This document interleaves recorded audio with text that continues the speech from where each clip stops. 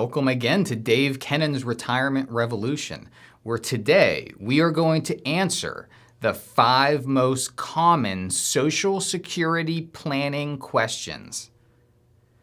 I've been teaching Social Security classes for the past 4 years. I've had literally thousands of people go through the class. So I think I'm somewhat of an authority. Not only that, I do have letters next to my name. I'm a certified national Social Security advisor. So again, I think I am the right person to talk about this today. And I get lots of questions about Social Security. A lot of them are the same questions over and over again. So like I said, today we are going to discuss the 5 most common Social Security questions that I get, and I know you're going to learn something. What I've kind of found over the years is there's really no centralized place to learn about Social Security, right? There's really no centralized place to strategize, to learn how, what is the best way, when to take Social Security. There are lots of different strategies that can mean a lot more money in your pockets each month. You just need to know how the system works. And I'm going to get you in on a little bit of a tip here. The Social Security office is not a great place to go to get help. I say that I'm trying to be nice. I'm trying to be nice. Those employees have difficult jobs, but they really are not there to help you. I always say this to people. Whenever you go into the Social Security office, you want to make sure that you have no questions. You want to be 100% ready, because unfortunately, a lot of times at the Social Security office, people go in with questions, and the answers that they get are either wrong or incomplete. If you ask the same question to 5 people, sometimes you get 5 different answers. You know how that is. So the Social Security office is not there to help. My very strong bit of advice is that before you go to the Social Security office, you have a plan of attack. You know exactly what you're going to do. And again, I've been teaching these classes now for years and years, so I think I have a really good handle on what you need to know, what some of the trickier parts of the Social Security system are. So let's just dive right in. Let's just do this. Let's talk about the 5 most common questions that people have when it comes to planning for Social Security. The first question we're going to answer is, what is provisional income? Or I guess another way to ask that question is, when I start getting my Social Security, do I have to pay taxes on the Social Security itself? This is cruel and unusual, but in 1982, Ronald Reagan signed into law the fact that for many people, not only do you pay taxes when you put money into Social Security, right? You're paying 6.2% of your income towards Social Security in the form of payroll taxes. So not only do you pay taxes to get Social Security, but for many people, you have to end up paying taxes on your Social Security once you start receiving the benefit, which is just cruel and unusual, right? That's no fun. Why Social Security is so important is it is foundational to your financial future. Here at Dave Kennon's Retirement Revolution, we are starting a revolution, right? Remember, we are preaching the fact that you need to have a plan in place. You need to get your money working for you. You need to invest your money so your money is making money. And once you have a plan and once you invest your money, you are going to focus on what you should be focusing on, which is living your life in as awesome of a way as possible. So anyway, let's go back to Social Security and taxation. So it's all based on something called provisional income. And how it works is, if your provisional income is above certain thresholds, you will have to pay taxes on your Social Security. So if you're married, if your provisional income is over $44,000, you will have to pay taxes on it. If you are single, the provisional income limit is $34,000. So none of that means anything, right? Unless you know what in the heck is provisional income? What does that mean? How do I calculate it? And do I have to pay taxes on Social Security? So the way that you calculate provisional income is actually pretty simple. What they do is they take half of your Social Security. So let's say you're married and you're both getting, let's say, $1,000 a month. So that's a total of $2,000 a month. That's $24,000 per year. So they would count half of that towards your Social Security benefit. I'm sorry, towards provisional income. So that's $12,000. Then they add in any sort of pension payments you might be receiving. Let's say you're a retired teacher and you're getting $10,000 a year in a pension. Then they add in any income. Let's say you are working. Maybe you're still working at a part-time job. Well, then that's also provisional income. So let's say you made $15,000 at your part-time job. They're going to add that to the number.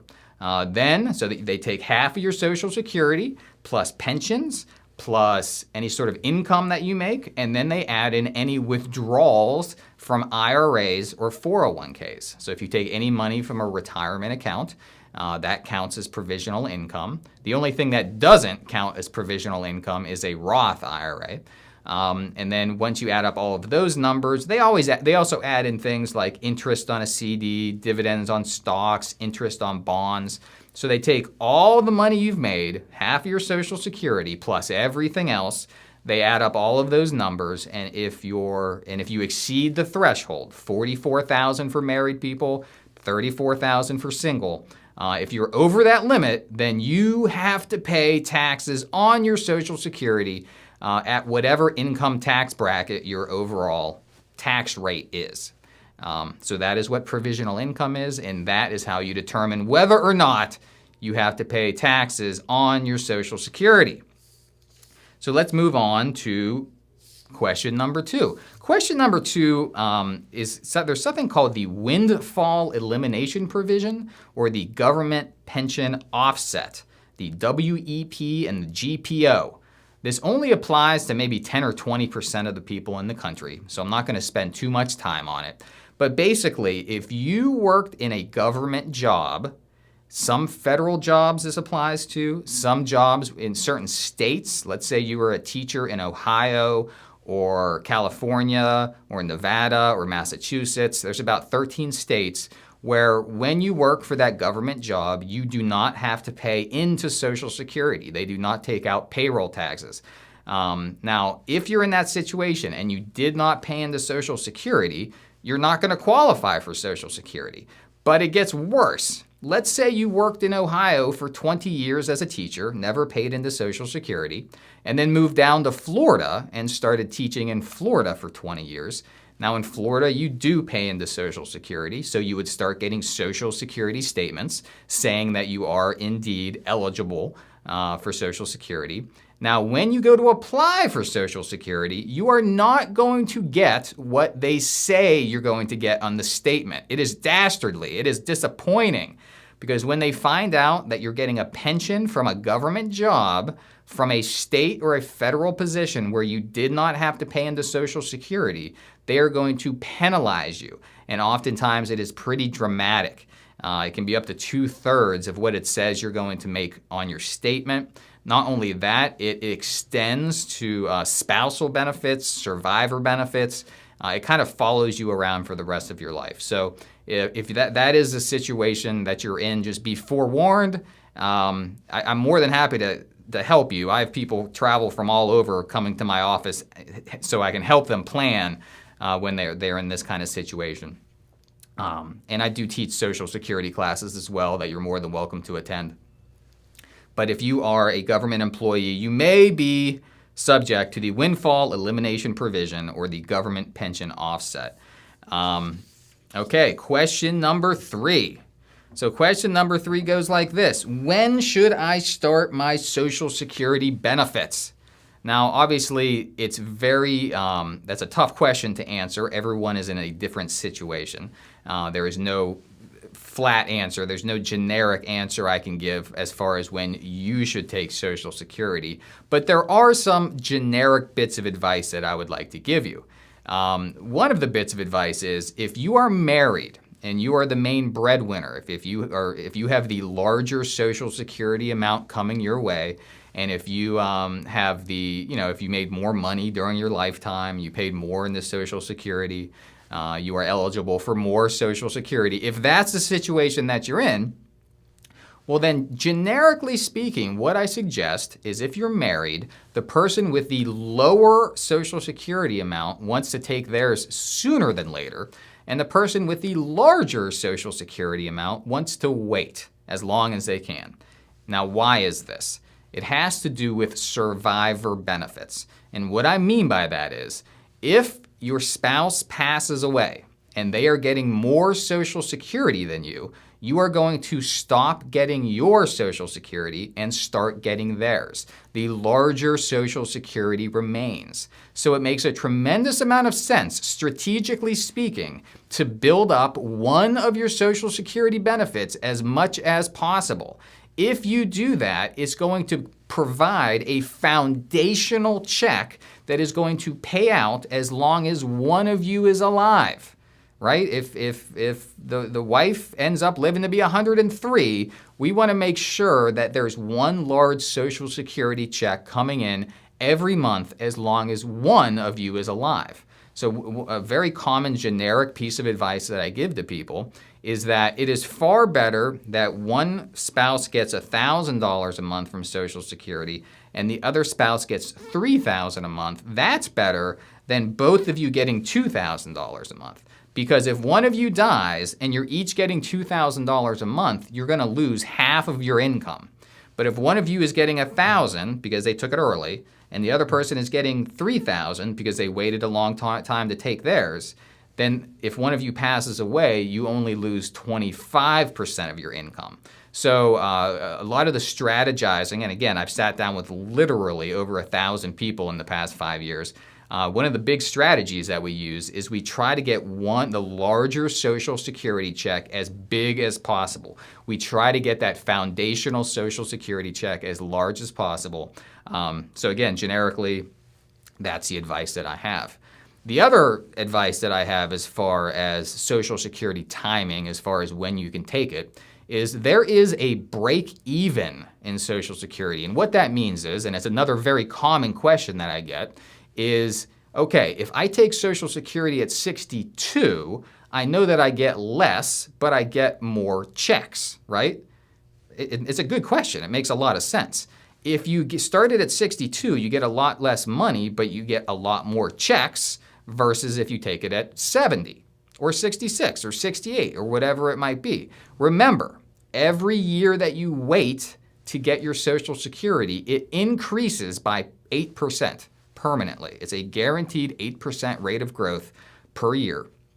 So when it comes to the break even, if you take it at 62 or if you take it at 70, if you die right around 80 years old, you're going to get the same total amount of money. So another way of putting that is if you started at 62 and you add up all of those checks, or if you take it at 70, which is going to be a larger check, less of them, but and you add up all of those checks, and you die right at 80, you're going to get about the same amount of money. So 80 is the break even. If you think you're going to live past 80, you might want to consider waiting to take your Social Security. If you think you're not going to live until 80, you might want to take it sooner. This is clearly not an exact science, right? When I sit down with people, there is, we're making some educated guesses. I get a sense of where they are financially and what kind of money they need and all that good stuff. So it's a little bit of an involved process. But again, generically speaking, the break even is 80. Also remember, as far as when you take your Social Security, I find that some people can be very short-sighted in the sense that they think in terms of, well, if I take Social Security now, I'll be okay for the next 5 or 10 years as long as I'm working part-time. That'll bring in enough money. Hold on! Social Security is going to, you could live another 40 years. People are living a really long time now. So remember, once you take your Social Security payment, that is it. It's not going to increase. They do have cost of living adjustments every once in a while, but they are few and far between, and they're very small amounts. So it is once you start taking your Social Security, understand that's basically what it's going to be for the rest of your life. So when you're doing financial planning, you need to consider the fact that right? You need to think, okay, is this going to be enough money in 5 years, 10 years, 20 years, 30 years? You need to think a little more long term when it comes to Social Security. I'm an advisor. I'm a planner. Social Security really is the foundational part to anybody's financial plan. For many people, for a majority of people in this country, Social Security is their main source of income once they retire. So it is important to time this correctly, to strategize correctly. I give a class that is well over an hour long, so there's only so much I can do during a podcast here. But again, just generally speaking, those are some tips I have for when you should start your Social Security.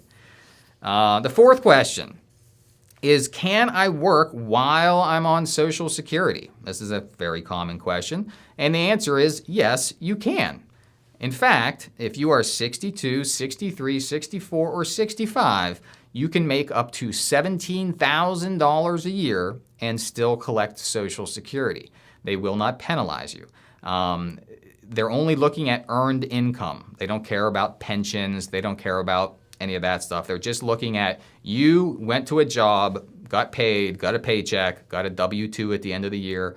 That's the income they're looking at. If it exceeds $17,000, for every $2 you go over the limit, they're going to take away $1 of benefit. This can be kind of nasty because they will come back and get you after the fact if it ends up you made too much money while you're collecting Social Security. They will come back and get the money, or they will take away money from you going forward. So just be careful. Don't make more than $17,000 a year once you're on Social Security. And once you're 66, or once you're at your full retirement age, which for most baby boomers, your full retirement age is 66. Once you're 66 years old, you can make all the money that you want. There is no limit. You can collect Social Security if you're 66, and you can make as much money as you want. A lot of people don't realize this. So now they're going to tax that money, but they are not going to penalize you. So again, once you're 66, you can make as much as you want. Between 62 and 66, you can make up to $17,000 a year. All right, question number 5. Is Social Security going to go bankrupt? I get this question all the time. I'm going to pick on the men. I often have guys come into my office and they say, Dave, I'm taking my Social Security at 62. I don't care if it's a mistake. I don't care if I get penalized. I'm taking the money while the getting's good. I don't think the system's going to last. I don't think it's going to stay solvent. So I am going to take my Social Security at 62 and take the money. Otherwise, I might not get anything. Okay, hold on here. I want you guys making your decisions based on the facts. I don't want you guys making decisions based on rhetoric or something you heard your neighbor talking about or something you read on the internet, okay? I stay very close to this. I mean, like I said, this is one of my specialties, and I stay very close to it. I'm academically inclined. I'm kind of a nerd. This is something that interests me. I stay very close to it. So the reality is, and this is great news, I am not politically oriented. I'm not blowing smoke. I'm just telling you the way it is. Social Security is not going to go bankrupt during your lifetime. You have nothing to worry about. Myself, I am 41 years old.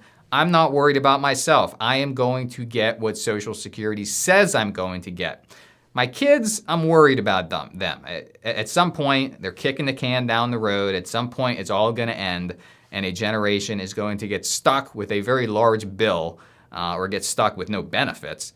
But it's not going to be you, and it's not going to be your parents, and it's not going to be me. I could read you 100 quotes. They all say the same thing. Anyone that's in a position of power, academia, Boston College just did a recent report on this. They all say the same thing. Do not take Social Security early because you think the system is going to become insolvent. It is not a real fear. It's not going to happen. If you look at the trustees' report of what's actually happening with Social Security, it's not in as bad shape as some people make it out to be.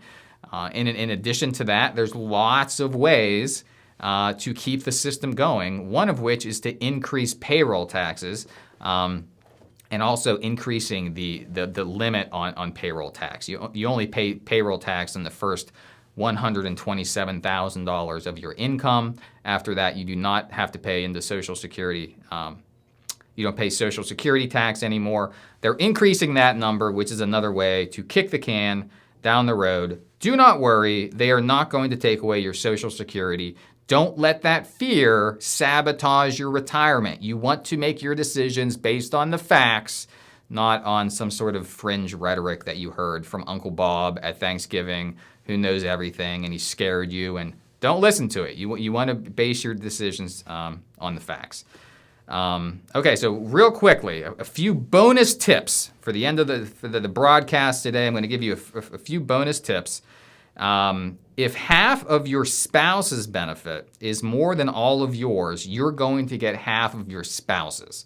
So if your spouse is eligible for $2,000 a month and you're eligible for $800 a month, you're going to end up getting $1,000 a month because half of theirs is $1,000, which is more than yours, which is $800.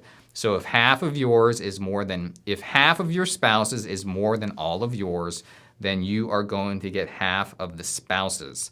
Also, in divorce situations, as long as you were married for at least 10 years and you are not currently married, you have all the same rights and benefits as if you were still married.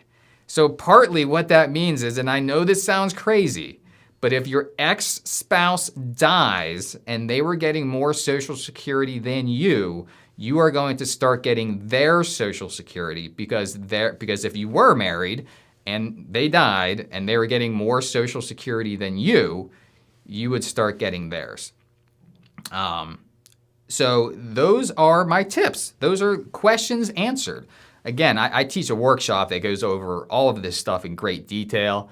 If you want to sign up for a class, to go to socialsecurityrsvp.com. That's socialsecurityrsvp.com.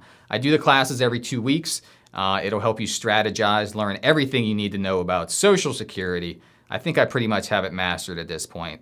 So I hope this week was helpful. I hope everybody learned something. I'll be back again next week. Next week, we're going to do a broadcast that is just going to be, I think, absolutely fascinating. We're going to talk about required minimum distributions, which is where when the government starts to force you to withdraw money from retirement accounts at age 70 and a half. And next week, we're going to talk about why RMD, required minimum distribution planning, is a bunch of malarkey. We're going to talk about why people focus on it too much. They're focusing on the wrong thing. They need to focus more on how to make their life as awesome now as possible without mortgaging the future. We need to stop letting Uncle Sam dictate and tell us when and how we can spend our money. We need to do that planning for ourselves. And that's all part of the retirement revolution. So until next week, be blessed.